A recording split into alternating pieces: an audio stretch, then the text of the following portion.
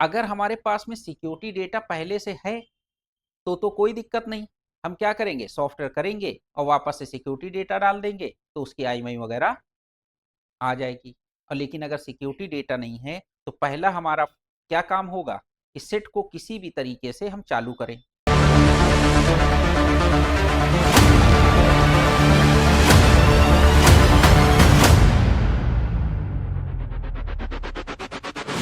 ये अभी हमारी एमएमसी है, ठीक। तो अगर हमें एमएमसी के अंदर से फाइल को रीड करना हो, क्या करना हो, यानी सेव करके रखना हो कि जिससे कि हमारा डेटा, यानी जब हमारा सेट चालू हो तो सेट के अंदर आईएमआई वगैरह का कोई इशू ना हो। तो अगर आपको सेट की एमएमसी को फॉर्मेट करना है या इसको रिपेयर करना है तो सबसे पहले आपको क्या करना होगा, इसकी जो सिक्योरिटी फाइल है उनको आपको रीड करना पड़ेगा। अभी यहां पर देखिए कि यहां पर आपको फाइल की इन्फो वगैरह या फाइल का वर्जन शो हो रहा है, नहीं हो रहा है। इस फाइल के अंदर अगर आप देखो तो आपको क्या चीजें दिखाई पड़ रही हैं, एनवी डेटा दिखाई पड़ रहा है, प्रोटेक्ट वन दिखाई पड़ रहा है, एनवी रैम दिखाई पड़ रहा है इसके अंदर कि नहीं दिखाई पड़ रहा है। तो ये NV RAM, NV data, protect one, protect two, ये फाइल किसके अंदर होती है, अभी आपने जो हमने आपको चार्ट दिखाया था, ये किस किस सीपीयू की सिक्योरिटी होती है, मीडिया टेक की।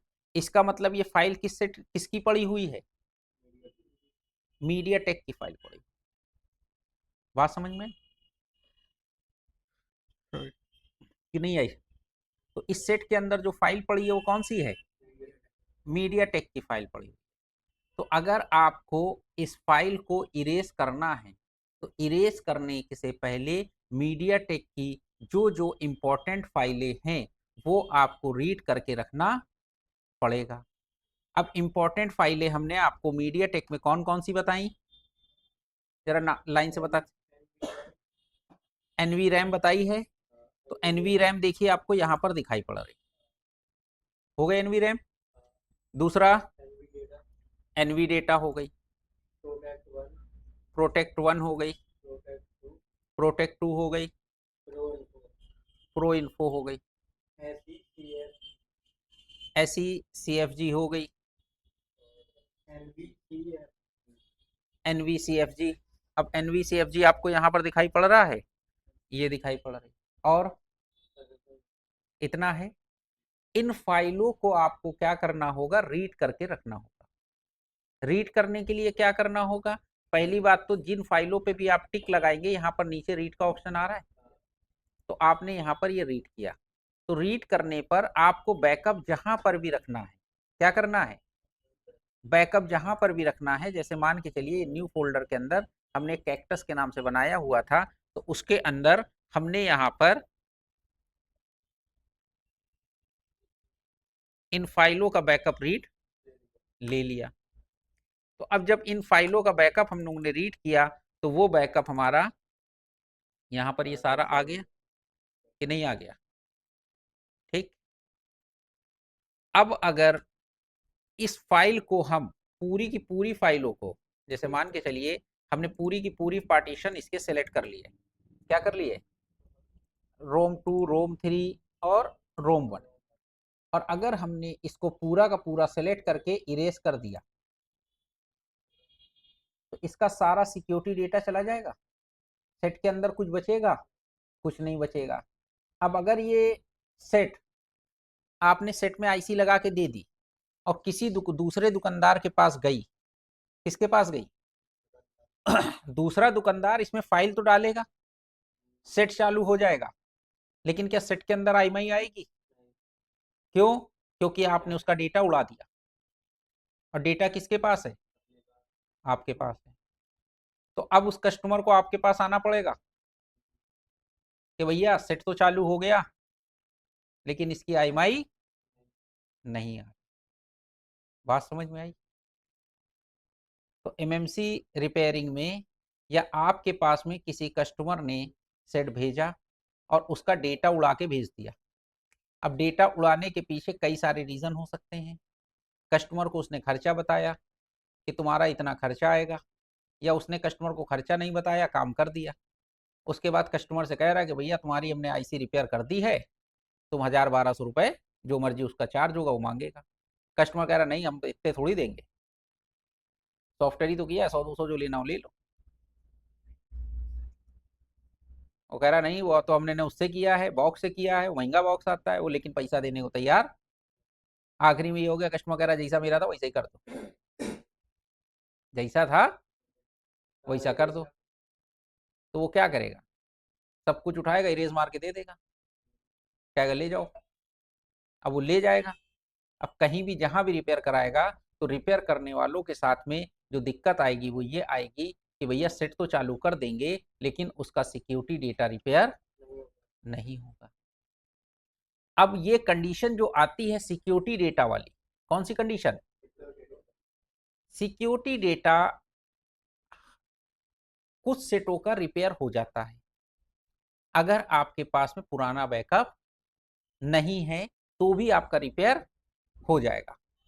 कई बार ऐसी कंडीशन भी आएगी कि आपके पास में कोई कस्टमर सेट लेके आया, उसके अंदर एमएमसी आईसी लगी थी, अब वो आईसी हो गई शॉर्ट। क्या हो गई? अब आईसी अगर शॉर्ट हो गई, वो आईसी अगर आप अपने बॉक्स पे लगाओगे तो क्या वो कोई इन्फो देगी? क्यों? क्योंकि आईसी तो डेड हो गई ना। अभी मान के चलिए कि ये जो ये आईसी है ये डेड हो जाए, तो हम बॉक्स पे लगाएंगे, कोई इन्फो देगी? कुछ नहीं देगी, क्योंकि आईसी पूरी तरीके से डेड हो चुकी। अब हम दूसरी आईसी लगा के फाइल डाल देंगे, मान ली सेट में लगा के हमने चालू भी कर दिया, तो सेट तो चालू हो जाएगा, लेकिन सिक्योरिटी डेटा भी तो रिपेयर करना पड़ेगा कि नहीं करना पड़ेगा? तो सिक्योरिटी डेटा रिपेयर करने के लिए फिर हमको तरीके ढूंढने पड़ेंगे। अगर हमारे पास में सिक्योरिटी डेटा पहले से है तो कोई दिक्कत नहीं, हम क्या करेंगे, सॉफ्टवेयर करेंगे और वापस से सिक्योरिटी डेटा डाल देंगे, तो उसकी आईएमआई वगैरह आ जाएगी। और लेकिन अगर सिक्योरिटी डेटा नहीं है, तो पहला हमारा क्या काम होगा, इस सेट को किसी भी तरीके से हम चालू करें, चालू करने के बाद फिर उसकी आईएमआई नंबर वगैरह रिपेयर करें, क्योंकि आईएमआई नंबर रिपेयर हो जाएगी तो सेट में नेटवर्क, ब्लूटूथ, वाईफाई जितनी भी चीजें हैं वो सारी चीजें चलने लगेंगी।